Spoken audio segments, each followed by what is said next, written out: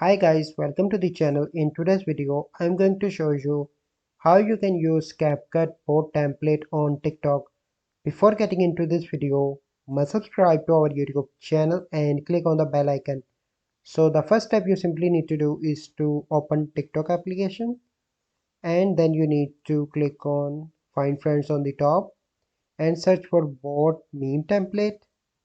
Okay, and here you can see that you simply need to scroll, and here you can see, and then you need to click on CapCut, try this template, and click on use template in CapCut.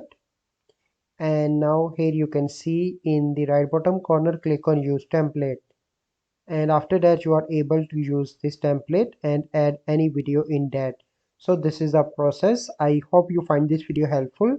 If you find this video helpful, must like this video, subscribe to our YouTube channel for future videos. We'll see you in the next video.